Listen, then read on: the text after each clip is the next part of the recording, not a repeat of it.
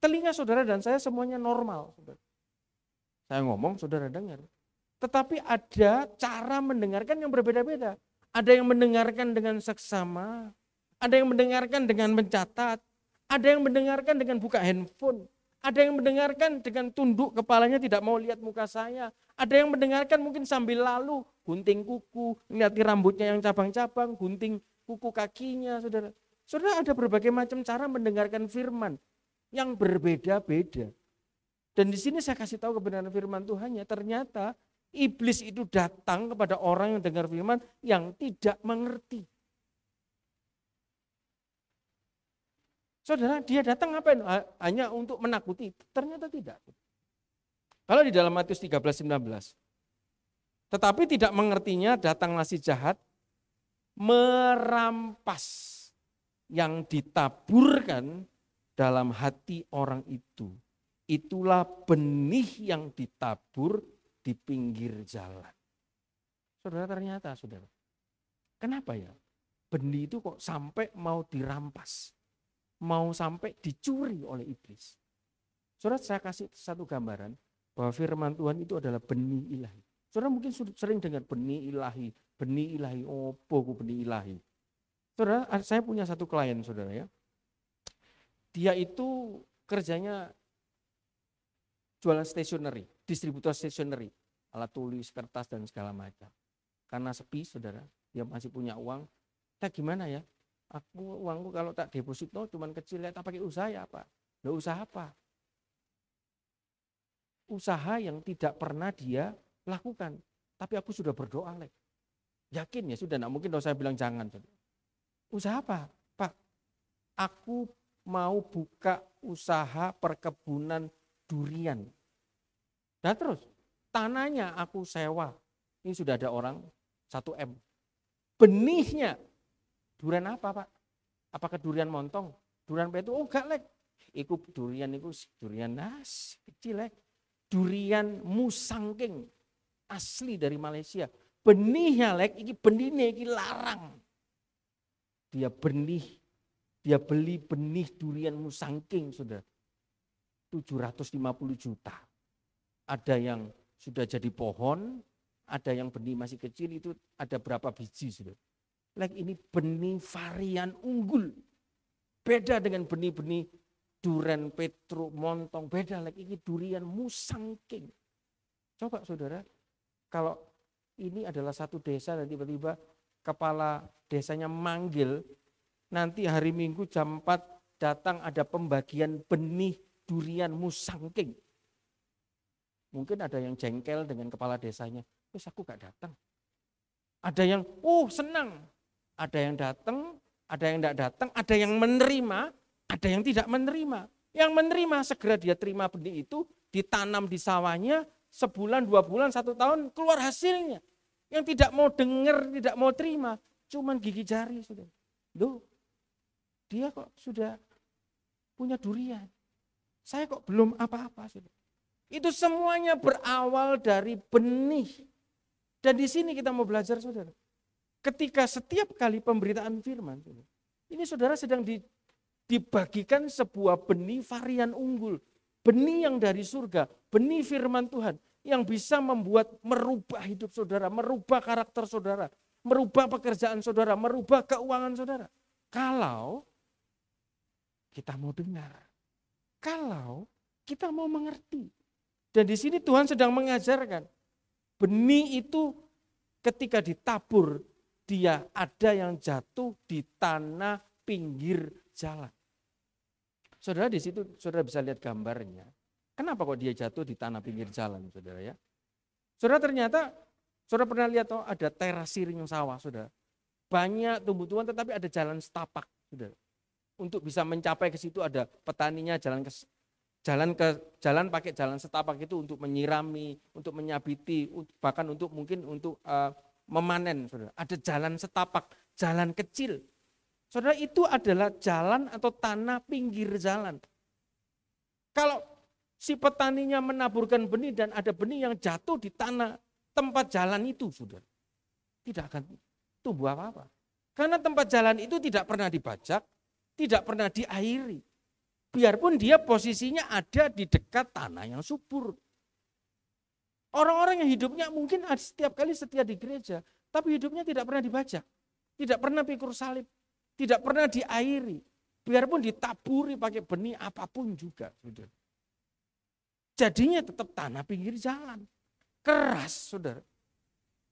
Diomongin sedikit tidak bisa, tidak terima, marah. Hatinya suka baperan, saudara. Terbawa perasaan. Hatinya, reaksinya tidak bisa dikuasai, di overtake sama Roh Kudus, saudara. Itu adalah tanah pinggir jalan. Dan tanah pinggir jalan itu adalah gambaran hati orang Kristen. Saya bagi 3. Sebab siapa tanah pinggir? Kenapa kok sebabnya bisa jadi tanah pinggir jalan? Siapa orang-orang tanah pinggir jalan? Dan apa akibatnya orang-orang yang punya hati tanah pinggir jalan? Sebabnya apa, saudara? Sebabnya karena salahnya sendiri, saudara. Tidak mau perhatikan firman. Firman diberitakan, sibuk sendiri, saudara. Tidak mau salahnya sendiri, tidak mau perhatikan firman. Mereka datang, saudara, bukan untuk punya keinginan jadi lebih baik. Ya cuma sekedar ya datanglah. Datang cuma kepingin untuk melihat dan dilihat, saudara. Ono apa sih hari ini di gereja, siapa sing khotbah? Ono acara apa di gereja? Dia mau melihat atau dilihat. Ya wis lah, ben aku daripada aku diteleponi. Karena sebabnya apa? Karena mereka salahnya sendiri dengar firman, tidak mau perhatikan firman, tidak punya keinginan jadi lebih baik, datang ke gereja cuma hanya untuk pamer, pengen dilihat dan pengen melihat firman Tuhan masuk telinga kanan, keluar telinga kiri. Itu sebabnya tanah pinggir jalan. Siapa orang tanah pinggir jalan? Saudara, itu adalah pendengar firman yang masa bodoh. Semua kosong. Yang nyampaikan ini ngomong kosong. Pendengar-pendengar yang ceroboh. Pendengar-pendengar firman Tuhan yang tidak sungguh-sungguh. Pendengar-pendengar firman orang-orang yang hanya meremehkan. Allah yang nyampaikan ini saja. Dan tahukah saudara? Mereka semua itu adalah korban empuknya iblis. Sekali lagi, saudara. Saudara pernah lihat di gereja orang bisa ngamuk? Saudara pernah lihat orang di gereja tiba-tiba dengar firman langsung angkat kaki pulang? Saudara, itu mereka adalah korbannya iblis. Hatinya lagi tidak siap, dengar firman tidak mau perhatikan, bawaannya baper, tersinggung, marah. Ini iblis, lihat saudara. Korban empuknya iblis. Dulu, dikasih peluru-peluru. Dia itu lagi nyindir kamu, sudah diperhatikan. Mangkal lo sama dia. Tinggal no pelayanan, tinggal no gereja. Saudara, itu ada korbannya iblis, saudara. Korban empuknya iblis untuk dibunuh jiwanya, untuk dicuri benihnya. Akibatnya apa, saudara? Akibatnya, kalau kita datang ke gereja, tidak bisa mempersiapkan diri. Saudara paling ke gereja 2,5 jam. Tapi ada yang masih ngantuk. Harusnya kita siap dong. Ke gereja hari Sabat loh saudara. Seminggu sekali. Kita persiapkan supaya kita tidak ngantuk. Ternyata orang-orang yang mau dengar firman, ini adalah orang-orang yang rendah hati saudara. Mau menggunakan waktunya, dengerin pakai telinganya. Orang yang tanda orang rendah hati, dia orang yang mau dengar firman. Siapapun yang menyampaikan. Kalau dia tidak mau dengar, berarti dia orang tidak rendah hati, saudara. Kalau tidak rendah hati, lawannya apa? Sombong, saudara. Kalau orang sombong, sudah tahu masuknya kemana, saudara. Akibatnya apa, saudara? Kalau kita datang ke gereja tidak mempersiapkan diri untuk dengar firman, tidak mau merendahkan hati, memberikan seluruh perhatian kita untuk mendengar firman. Kita pulangnya, saudara. Bagaimana kita mau menimbun benih yang kita sudah dengar ini? Bagaimana kita mau merenungkan seperti lagu tadi siang dan malam. Kita datang tidak dapat apa-apa. Coba kalau saudara lagi mangkel saudara, sama orang yang khotbah, pulang tanya orang khotbah apa? Tidak tahu. Saya pernah tanya. Loh, mukanya kok begitu sih? Mau ke gereja saya bodoh cantik-cantik kok begitu. Males. Pulang gereja, masuk mobil, nggak mau ke kantin. Mau susu pulang. Dapat apa? Tidak dapat apa-apa. Nah kalau tidak dapat apa-apa, apa yang mau direnungkan siang dan malam? Mau dapat berkat apa yang tidak pernah timbul dalam hati, didengar telinga, apa yang mau didapat saudara? Tidak ada yang direnungkan. Iblis itu saudara, tidak suka kalau kita ini mendapat keuntungan dari firman Tuhan. Benih yang disampaikan saudara, saya ini ngomong dari tadi ngomong tentang firman. Saya sedang tidak merasani orang. Jadi saudara-saudara jangan baper. Yang di depan sini siapapun saudara sedang merasani saudara satu dengan yang lain. Kita harus set pikiran kita harus set hati kita saudara. Bahwa ketika kita dengar firman dan mungkin ada secungkil, kok begini, kita cek dalam hati. Kalau kita enggak, ucap syukur saudara. Kalau kita iya, kita berubah. Iblis itu enggak suka, sudah kita dapat keuntungan dari firman. Makanya kenapa iblis datang untuk mencuri. Yang dicuri itu bukan jiwanya, tapi benihnya. Bagaimana cara mencurinya? Dibuat kita ngantuk sudah. Dibuat kita sebel dengan yang ada di depan sini. Dibuat mangkel dengan yang ada di depan sini. Jadi firman-Nya tidak diterima, tidak bisa direnungkan, saudara. Itu caranya iblis, saudara. Dia itu enggak suka kalau orang dengar firman, imannya timbul, semangatnya timbul, percayanya timbul, pekerjaan Tuhan terjadi, mukjizat terjadi dalam hidupnya, ada kesaksian, sehingga gayung bersambut, orang dengar kesaksiannya, dapat berkat lagi. Saudara, iblis sudah senang. Awalnya dari pemberitaan firman. Iblis itu saudara, senangnya buat orang itu tidak dengar firman. Jadi orang yang tidak mau dengar firman itu teman dekatnya iblis saudara. Orang yang tidak mau perhatikan. Orang yang hanya separuh-separuh saudara. Itu akibatnya saudara. Dan ternyata ketika iblis datang kepada orang yang lagi dengar firman saudara. Bukan dengan menampakkan wajah setan, bukan. Dia pakai pikiran kita. Des, dia tembakkan panah, omongan. Dia begini. Des, dia tembakkan. Kamu enggak ingat? Ya dulu kan pernah buat begini. Lihat kan kamu sudah buat begini tuh, yang baik itu. Sekarang dia begini. Sudah diingatkan saudara. Mungkin teman sebelahnya lagi dengar firman, waduh kok aku duduk sini sih. Jejer orang itu mana. Hatinya sudah gelisah, enggak enak saudara. Ya kan? Atau mau datang ke gereja berantem dulu suami istri. Berantem dulu orang tua anak. Dibuat hatinya enggak damai. Karena itu saudara. Kenapa kok firman Tuhan ngomong? Jagalah hatimu dengan penuh kewaspadaan. Hati ini saudara sebuah tempat. Kenapa kok dinamakan isi hati? Bagaimana cara kita mengisi hati kita? Akibatnya orang-orang yang tidak memperhatikan firman, tidak mau dengar firman. Saudara, ternyata di Yohanes 10:10 kita tahu akibatnya. Iblis datang, pencuri datang, ternyata bukan hanya untuk mencuri benih loh saudara. Pencuri datang untuk mencuri, membunuh, membinasakan. Orang-orang saudara yang tidak bisa dengar firman saudara, sakit hati karena firman, mungkin merasa dirinya yang jadi fokus tembakan firman. Saudara, itu benihnya mulai dicuri. Sukacitanya mulai dibinasakan. Kesetiaannya mulai diambil, saudara. Dan nantinya jiwanya, keluarganya, damai sejahteranya, semuanya akan mengikuti, saudara. Tapi beda dengan Tuhan. Kalau iblis datang itu mencuri, membunuh, membinasakan. Tapi kalau Tuhan datang, itu dia memberikan hidup dengan penuh segala kelimpahan. Jadi saudara, benih yang dimaksud oleh Tuhan di sini di Galilea yang diajarkan perumpamaan 4 tanah itu adalah firman. 1 Petrus 1:23, karena kamu telah dilahirkan kembali bukan dari benih yang fana, tetapi dari benih yang tidak fana oleh firman Allah yang hidup dan yang kekal. Saudara, orang Kristen lahirnya 2 kali, matinya sekali. Sekali lagi, orang percaya Tuhan lahirnya 2 kali, matinya sekali. Kalau orang tidak percaya Tuhan, lahirnya sekali, matinya 2 kali. Lek, aku gak ngerti lek. Saudara, kalau saudara percaya sama Tuhan, saudara secara fisik dilahirkan oleh ibu. Nah nanti saudara dilahirkan kembali dari air. Dan setelah itu saudara akan mati. Ya sudah, sekali mati hidup kekal. Tapi orang yang tidak percaya Tuhan, dia tidak akan pernah mau dibaptis. Lahir cuma sekali, habis itu mati. mati secara fisik, dan mati selamanya di neraka. Di dalam Wahyu 22. Orang penakut, tidak percaya, orang sundal, segala macam ada 8, saudara.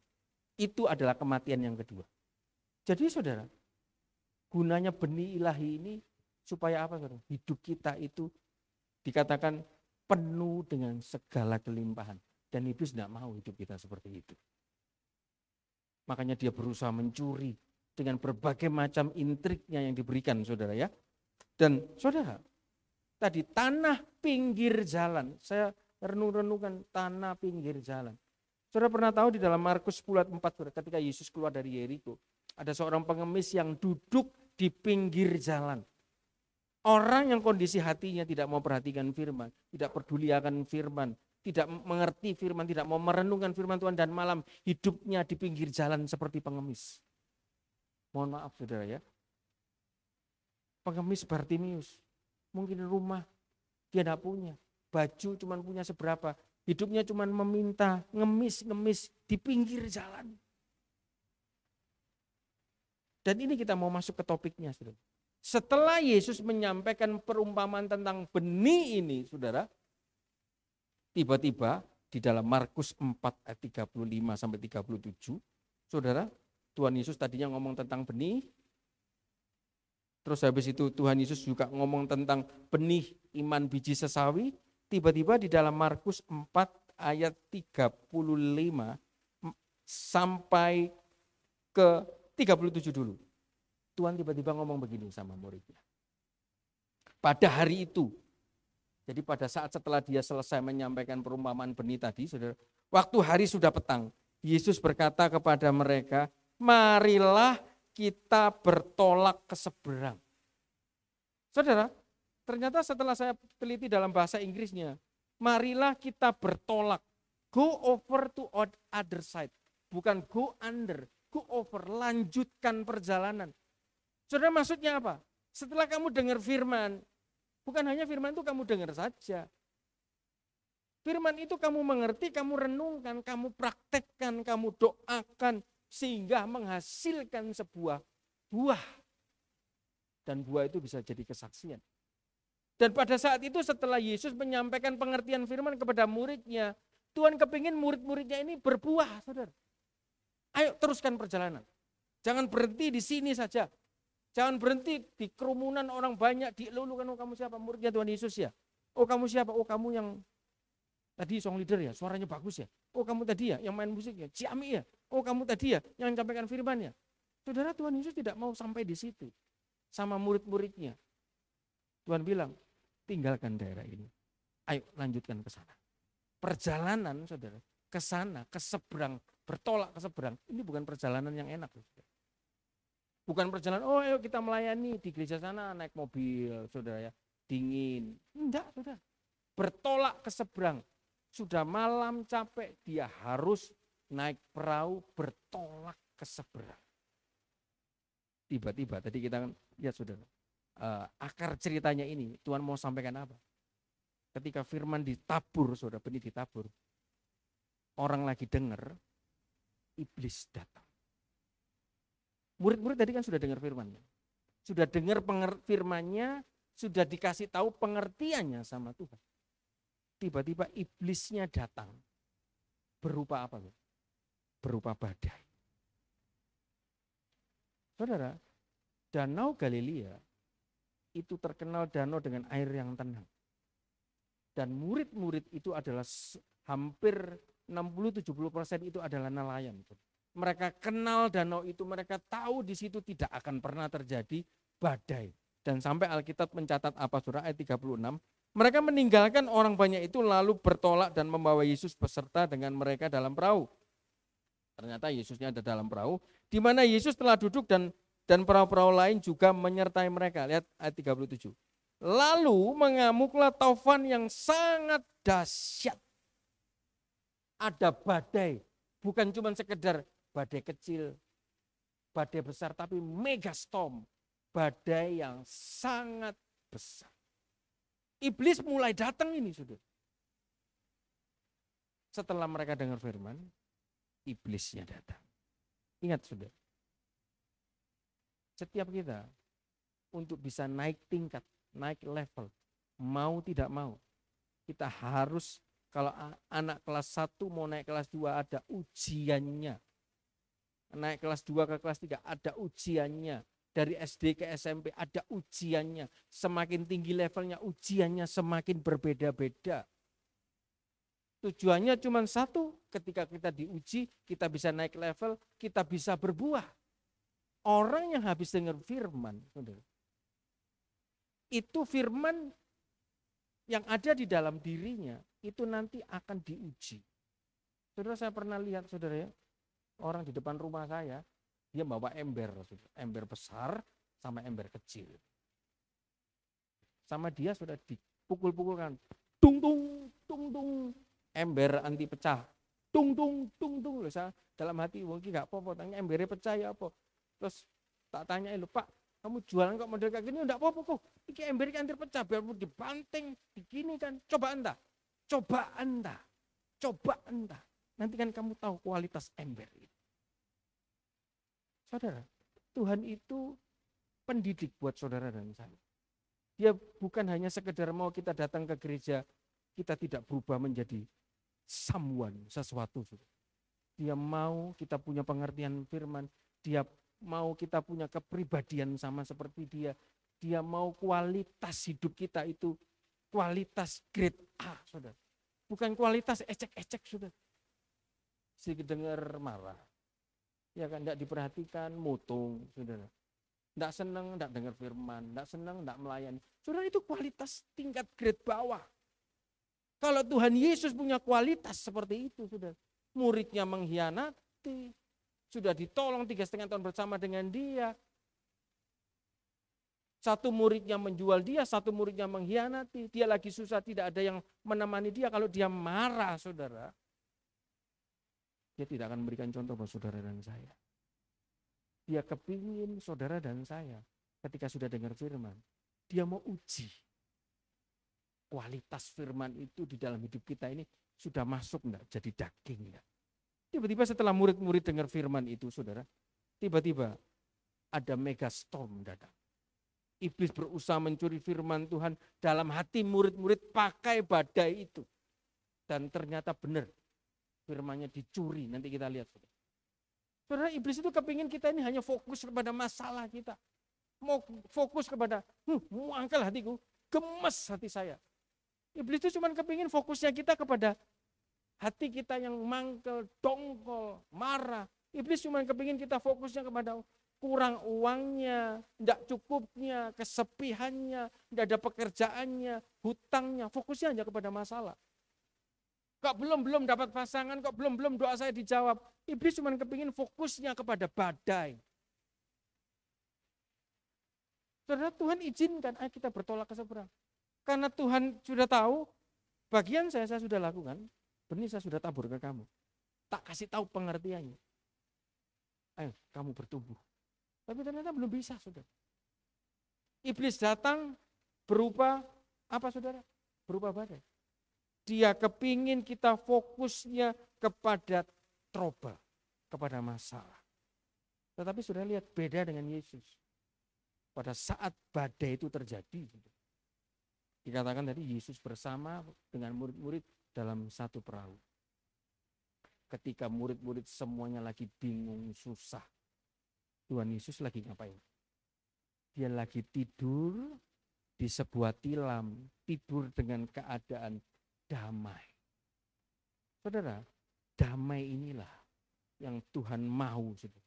Damai yang dari Tuhan inilah yang Tuhan mau, saudara, diberikan kepada saudara dan saya. Damai yang disampaikan dia di atas loteng sebelum dia disalib, saudara. Yohanes 14 ayat 27. Damai sejahteraku, ku tinggalkan bagimu, ku berikan kepadamu, dan apa yang ku berikan tidak sama seperti yang dunia berikan. Saudara lihat, damai Yesus pada saat badai itu datang. Tuhan kepingin kita memiliki damai itu. Murid-murid tidak ada damai. Padahal sudah dengar firman, sudah dikasih pengertiannya.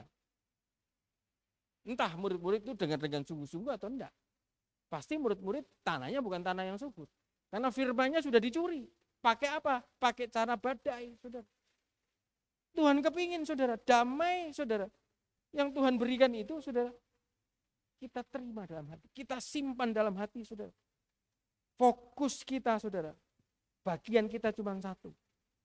Yohanes 14:27 tadi mengatakan, damai sejahteraku kutinggalkan bagimu, kuberikan kepadamu. Apa yang kuberikan tidak sama dengan yang dunia berikan. Bagian kita cuma satu. Seterusnya apa? Mengatakan, janganlah gelisah dan gentar hatimu. Bahasa Inggrisnya bagus, saudara. Let not your heart be troubled. Jagain hatimu supaya tidak bermasalah. Bagian kita cuma satu, menjaga hati. Saudara, ada Tuhan yang kasih pengertian yang luar biasa. If we keep inside, He keep outside. Kalau kita jaga hati kita, Tuhan akan jaga yang di luar. Keuangan kita, kesehatan kita, pekerjaan kita, pelayanan kita. Bagian kita cuma satu, jaga hati. Jangan sampai bermasalah. Ketika kita bisa jaga hati, tidak ada masalah dengan hati kita. Tidak ada sakit hati dalam hati kita. Tidak ada tuduhan dalam hati kita. Tugas kita simpel, kelihatan simpel kok, jaga hati. Ketika kita bisa jaga yang di dalam, maka yang di luar akan Tuhan jaga. Entah itu pasangan kita, keluarga kita, anak kita, orang tua kita, keuangan kita, pelayanan kita, pekerjaan kita. Dia akan jagain itu semua. Setelah kita menjaga yang di dalam. Tidak perlu khawatir, tidak perlu fokus dengan kondisi yang di luar, saudara. Yang begitu banyak memusingkan. Masalah ini, masalah itu, kurang ini, kurang itu, enggak enak ini, enggak enak itu, kecewa ini, kecewa itu, sakit hati ini, sakit hati itu, tersinggung ini, tersinggung itu. Enggak terima ini, enggak terima itu. Banyak saudara yang saudara urusi. Padahal Tuhan cuma suruh, jagain hatimu, enggak usah memusingkan yang di luar. Tugas kita cuma satu kok, jaga hati kita. Maka Yesus akan menteker semua yang di luar. Mengurus semua yang di luar. Berarti kalau ada yang bagian-bagian di luar belum diurus, itu tanda orang yang mungkin hatinya lagi ada trouble. Kalau hatinya trouble, saudara, bagaimana bisa Tuhan bekerja? Contoh Musa, saudara. Musa itu kalau dia tidak jaga hatinya, saudara, dia ini sudah tidak mau disuruh Tuhan. Akhirnya dia mau dia harus mengeluarkan orang Israel. Orang Israel bukan orang baik-baik. Kita menyatakan ini orang-orang kumpulan bangsa bajingan sudah dikeluarkan, sudah dimaki-maki. Terus habis begitu dia ketemu Firaun, berapa kali menemui kegagalan. Disuruh Tuhan tapi gagal, disuruh Tuhan tapi gagal, sampai 10 kali. Yang ke-10 baru sukses. Setelah sukses pun dikejar tentara. Setelah dikejar tentara, mungkin rakyatnya ini, orang Israel ini ngomel, saudara. Ya apa sih Musa, lihatin, gara-gara kamu, lihatin anakku, istriku, sampai lari-larian begini. Dikejar tentara, kita ini kan bukan tentara, saudara. Pusing loh, saudara. Dengar omelan orang satu orang saja, saudara. Ngomel, ya apa, gini, gitu, pusing. Apalagi 2 juta orang ngomel, saudara. Kalau kepalanya Musa enggak pecah, saudara, enggak botak rambutnya, bagus. Saudara. Ini yang dikebalakan Musa ini orang-orang enggak karu-karuan, saudara. Yang ngomel pasti bukan cuma satu. Beruntung kalau di gereja ini mungkin yang ngomel 1-2. Saya berdoa juga enggak ada yang ngomel, saudara. Orang Israel itu yang ngomel itu banyak. Dan Musa, saudara, kalau dia tidak jaga hatinya, kalau bahasa sekarangnya, gak patean gini-ginian, urusan dewe, jalan-jalan sendiri. Marah saudara Musanya ya. Tapi enggak, saudara, Musa tetap sabar. Ayo ikut saya. Ikut saya sudah, kok dosa pusing. Padahal Musa enggak tahu jalannya. Sudah ikut ke depan ketemu Laut Merah. Di belakang tentara Firaun. Kalau dia tidak jaga hatinya, dia marah sama Tuhan. Ternyata saudara, ketika kita bisa jaga hati, bisa let go. Let go itu artinya berserah. Tuhan, tak serahkan kepada kamu. Saudara lihat gambarnya di sana. Ketika dia di depan ada Laut Merah, dia cuma mengangkat tangannya gitu. Itu tanda dia berserah.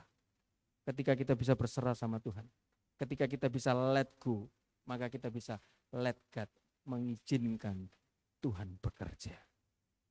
Berapa banyak yang kita pakai kekuatan kita sendiri, saudara, pakai cara kita, pakai politik kita, pakai otak kita, saudara. Ya Tuhan menghargai, ya sudah kamu pakai caramu, ya sudah aku diam. Tapi kalau kita berserah, Tuhan aku tidak mampu menghadapi si A, si B, si C. Tuhan, orang ini kok begini, Tuhan aku nggak mampu. Kita serahkan sama Tuhan. Menghadapi circumstance keadaannya mungkin, Tuhan besok ini harus jumlah sekian loh Tuhan. Tapi yang ada cuma sekian. Saudara, ketika kita bisa let go, hati kita tenang, kita percaya sama Tuhan. Tiba-tiba let God, Tuhan mulai bekerja. Dan pada saat Musa bisa menjaga hatinya, tiba-tiba laut itu terbelah jadi dua. Kuasa Tuhan bekerja. Dan saudara, kita kembali lagi ke Galilea tadi. Pada saat badai megastorm ini datang, kita lihat kualitas hati murid-muridnya, saudara. The disciple, Markus 4 ayat 38, lihat ketika badai itu datang. Apa perkataan murid-murid, saudara, ayat 38. Pada waktu itu Yesus sedang tidur, lihat Yesus masih tetap tidur. Biarpun ombak mengamuk, air kena cipratan air, saudara. Saudara, kadang saya agak sedikit iseng, saudara, kalau anak saya ini enggak, saya bangunin enggak mau, saya ambil air, ciprati air, cus, cus, ya kan. Gwen bangun sekolah, wah, enggak mau bangun, saudara, wah, saya ambil air, pek, bangun langsung dia. Saudara, orang kalau kena air waktu tidur, saudara, itu pasti bangun. Tapi Tuhan Yesus di sini, saudara, sudah ada badai digoncang kanan, digoncang kiri, saudara, kena air, dia masih pulas. Itu tanda damai yang beyond expectation, damai yang tidak pernah terpikir oleh manusia. Itu yang Tuhan mau sediakan, mau berikan kepada saudara dan saya. Untuk menghadapi, menyiapkan saudara ketemu badai. Badai kecil, badai besar, megastorm. Badai apapun, saudara. Ingat, Tuhan telah tinggalkan damainya. Damai yang sama pada saat dia tidur. Itu yang mau Tuhan berikan kepada saudara dan saya. Dan pada waktu badai itu terjadi, satu sisi gurunya ada dalam kondisi peace, kondisi damai, kondisi percaya. Dia punya Bapa Bapa yang di surga, mampu mengatasi segala sesuatu. Satu sisi masih di dalam perahu yang sama. Sama-sama mengalami badai tapi reaksinya berbeda. Sama-sama satu gereja, ada orang yang masalah ini dia tenang, ada orang masalah ini tidak tenang. Sama-sama satu gereja, sama-sama satu mendengar firman Tuhan. Ada orang ketika menerima masalah, terus dia tenang, dia berdoa, dia serahkan sama Tuhan. Tapi ada satu yang berbeda, marah, tidak terima, nangis, tidak percaya. Saudara, sama-sama di dalam perahu.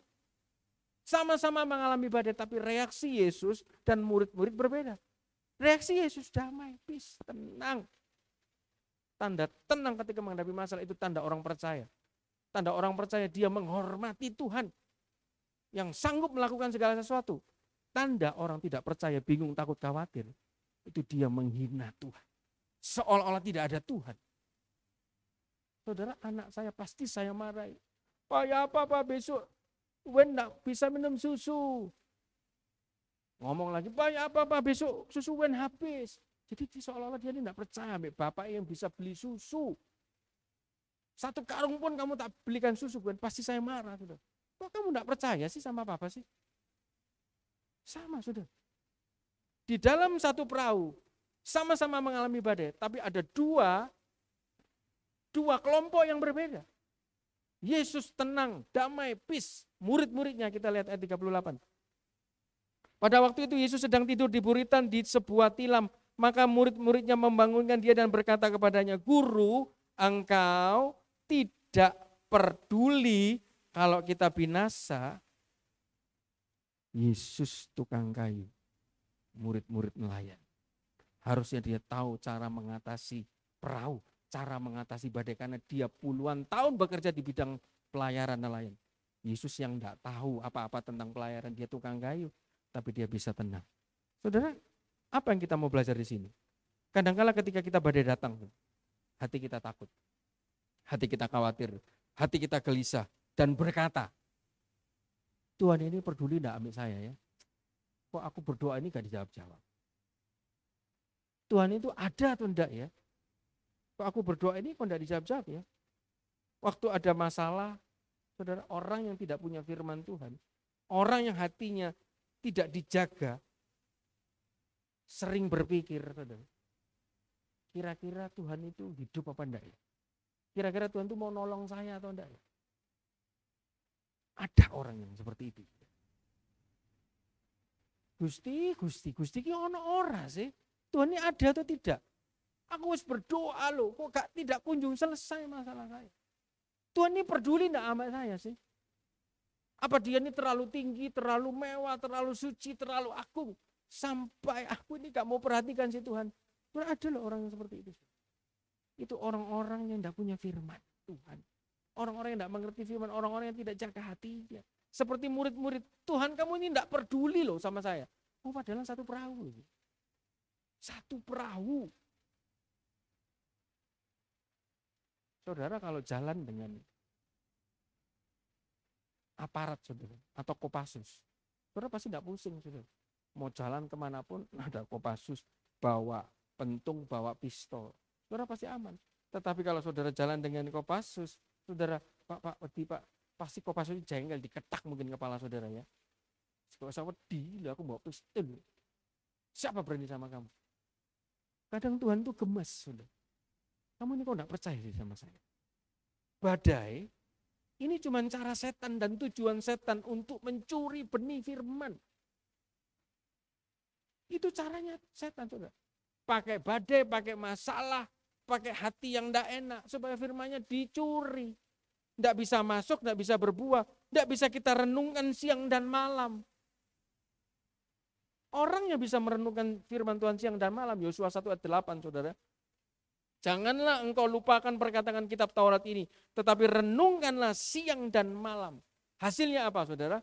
Supaya engkau bertindak hati-hati sesuai dengan segala yang tertulis di dalamnya, sebab dengan demikian perjalananmu akan berhasil, engkau akan beruntung. Dikatakan good prosper and good success. Diikat jadi satu. Bahasa aslinya adalah saleat. Take up berkat dan good success, kesempatan yang daripada Tuhan, promosi yang daripada Tuhan itu diikat jadi satu. Berkat saudara akan diberikan kepada orang-orang yang mau merenungkan firman Tuhan siang dan malam. Kepada orang-orang yang ketika ada di gereja dia mau dengar firman, dia mau perhatikan firman, dia mau terima firman, pulang firman itu dibawa, disimpan, dicatat, sampai di rumah dibaca, direnungkan lagi siang dan malam. Bagian orang itu, Yosua 1 ayat ke-8, perjalananmu akan berhasil, akan beruntung. Kamu akan menerima satu berkat prosper dan good success. Diikat jadi satu. Ini buat kamu. Itu bagian orang yang mau mendengar firman, mau mengerti firman, dan merenungkannya siang dan malam. Saudara, saya tidak janjian dengan song leader tadi. Bahan firman saya, orang yang merenungkan firman Tuhan siang dan malam, itu sama seperti pohon yang ditanam di tepi aliran air. Mazmur 1 ayat 2 sampai dan yang ketiga, orang yang kesukaannya Taurat Tuhan, yang merenungkannya siang dan malam, ia seperti pohon yang ditanam di tepi aliran air, yang menghasilkan buahnya pada musimnya, dan tidak layu daunnya. Perhatikan, tidak layu daunnya. Daun ini bahasa aslinya adalah leaf. Daun ini bercerita mengenai healing. Wah, Dulek, kamu jangan mengada-ada. Saudara, saya apapun yang saya katakan di atas ini selalu ada dasar firman-Nya. Saudara, di dalam Wahyu 22 ayat kedua, Wahyu 22 ayat kedua, di tengah jalan kota itu di seberang sungai, ada pohon-pohon kehidupan yang berbuah 12 kali tiap bulan sekali. Dan daun pohon-pohon itu dipakai untuk menyembuhkan bangsa-bangsa. Jadi maksudnya apa, saudara? Orang ketika firman Tuhan disampaikan, dia mau dengar, dia mau terima, dia mau catat, sampai di rumah dibaca, direnungkan siang dan malam. Orang-orang itu, dia ini punya karunia kesembuhan, bisa menyembuhkan orang, berdoa dia Mungkin dia sakit, dia berdoa sendiri, dia sembuh. Keluarganya sakit, temannya sakit, sembuh. Dan bukan hanya ternyata karunia kesembuhan, saudara. Dikatakan tidak layu. Saudara, tidak layu itu maksudnya daunnya tidak layu. Keep strong, tetap kuat, tetap awet muda. Gak perlu dipoles kanan, dipoles kiri, dibenang kanan, dibenang kiri. Saudara. Orang cukup merenungkan firman Tuhan, saudara, dikatakan tidak layu. Saudara, kalau layu, lihat, kalau saudara pernah ketemu orang mukanya itu layu, saudara. Kisut, tidak berseri-seri. Harus ditarik dulu di atas, dibenang dulu di atas, saudara. Hidungnya dikasihi sesuatu supaya mancung. Saudara, tidak perlu itu semua. Cukup kita merenungkan siang, firman Tuhan siang dan malam. Janjinya kita tidak akan layu. Tidak akan layu, tetap kuat, tetap awet muda, tetap sehat. Meditate the word, renungkan firman Tuhan. Bagian yang terakhir, saudara. Di dalam Mazmur 1 ayat 2 dan 3 tadi dikatakan, ia seperti pohon yang ditanam. Berarti kan pohon yang ditanam berarti bukan pohon liar. Pohon yang ditanam, seperti di gereja ini ada beberapa pohon yang ditanam. Itu pohon-pohonnya dipelihara, saudara. Diperhatikan. Kalau mungkin ada codot atau ada apapun, segera ditutup. Diberikan pupuk yang terbaik. Disirami, ada jam-jam siramnya pasti. Gus, kamu jam segini siram, jangan lupa siram, kasih pupuk. Seperti pohon yang ditanam, pohon yang diperhatikan, dipelihara. Kalau kita mau merenungkan firman Tuhan, kita mau terima setiap siapapun yang menyampaikan firman. Tanda kita rendah hati, kita terima, kita catat, saudara, pulang kita renungkan, itu hasilnya, saudara. Hidup kita akan terpelihara. Seperti pohon yang ditanam, kita akan dipelihara, saudara. Entah pekerjaan kita, entah apapun yang akan kita lakukan, saudara. Keuangan kita, mungkin kebutuhan kita akan dipelihara. Pohon itu tidak perlu teriak-teriak. Om butuh air, om butuh pupuk. Om ini ada codot, ada belalang, tutupi saya. Tidak, saudara. Karena pohon itu di gereja dipelihara. Tidak perlu dia teriak. Orang yang memeliharanya dengan otomatis dia perhatikan. Dia lihat. Setiap pagi diputeri, dilihat daunnya, buahnya. Oh, kok ada begini. Ini yang buah yang jelek dipotong. Oh, ini kurang begini. Coba kasih air. Diperhatikan itu seperti itu. Ciri orang yang diperhatikan. Hidupnya, pekerjaannya itu ada orang yang mau merenungkan firman Tuhan siang dan malam. Saya tutup, saudara, dengan satu tokoh Alkitab yang bernama Daud. Ketika firman ada di dalam hidupnya, dia ngomong apa, saudara? Di dalam Mazmur 23 ayat keempat. Sekalipun aku berjalan dalam lembah kekelaman, aku tidak takut bahaya. Sebab gada dan tongkatmu itu yang menghiburku. Saudara, Daud berbicara ini di dalam ayat pertama. Dia memposisikan dia sebagai domba. Aku seperti domba yang dibawa oleh gembala ke tanah yang subur, ke air yang tenang. Saudara, kalau kita mau bayangkan, domba itu, saudara, sebelum masuk domba, sekalipun aku berjalan di dalam lembah kekelaman itu tempat bahaya, saudara. Lembah yang dimana banyak ular tedungnya, lembah yang dimana banyak penjahatnya. Lembah kekelaman ini similar, saudara, atau sama dengan kisah The Good Samaritan, orang Samaria yang baik, saudara. Di situ dia dirampok, dia habis-habisan dicuri semua, itu ada di dalam lembah itu. Dan domba itu ketika dia berjalan di dalam lembah yang penuh ular, penuh bahaya, dia tidak takut karena ada gada dan tongkat. Kita bayangkan bukan manusia, kita domba ya, saudara. Saudara, domba itu jarak pandangnya cuma 5 meter, saudara. Setelah 10 meter, setelah lebih dari 5 meter, biarpun ada singa, ada macan, dia tidak kelihatan, saudara. Domba itu salah satu binatang yang tidak punya senjata untuk membela diri. Senjatanya hanya dia mendekatkan diri kepada gembalanya. Kalau kita domba, saudara, kita bisa tenang walaupun kita bisa melewati, kita harus melewati lembah kekelaman. Saudara, kita pakai analogi ini, dikatakan domba, dia bisa tenang karena ada gadamu dan tongkatmu. Saudara, tongkat gembala itu lihat, saudara, itu ada pengaitnya. Pengaitnya ini untuk apa, saudara? Ketika domba itu mulai terpeleset, saudara, sama gembalanya, kaitnya itu dikasihkan ke lehernya domba itu untuk menarik dia supaya dia tidak jatuh. Kalau domba itu merasakan kait gembalanya, dia tenang. Oh, no, gembala saya. Gada itu saudara, itu untuk memukul hewan-hewan liar. Dan biasanya digunakan sama gembala untuk ketika memasukkan domba ke kandang, dipukulkan ke bokongnya domba. Dup, dup, dup satu, dup dua, saudara. Ketika domba merasakan gada ini, saudara, oh berarti gembala saya dekat dengan saya. Dia tidak takut walaupun dia harus melewati lembah kekelaman. Ayat terakhir saudara di dalam Ibrani 12 ayat kedua. Marilah kita melakukannya dengan mata yang tertuju kepada Yesus yang memimpin kita ke dalam iman. Yang membawa iman kita kepada kesempurnaan. Yang mengabaikan kehinaan, tekun memikul salib, ganti sukacita yang disediakan bagi dia yang sekarang duduk di sebelah kanan tata Allah. Dalam pengiringan kita ikut Tuhan, saudara, kita harus yakin bahwa ada gembala yang selalu dekat dengan kita kalau kita mau merenungkan firman Tuhan siang dan malam. Walaupun badai datang, jaga saudara, jangan sampai iblis datang mencuri, membunuh dan membinasakan. Bagian kita cuma menjaga ini hati. Yang luar biar Tuhan yang jaga, yang luar biar Tuhan yang urus.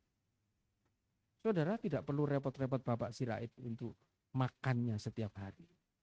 Karena dia domba. Dengan otomatis gembala agung berbicara kepada gembala di sini. Dia tidak perlu repot untuk urusan makannya. Karena dia domba.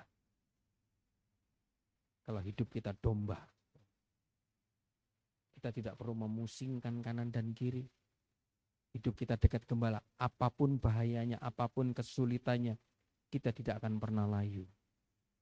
Kita tidak akan pernah kekurangan karena kita dekat dengan gembala, dekat dengan sumber air. Dan kita selalu menghasilkan buah pada musimnya.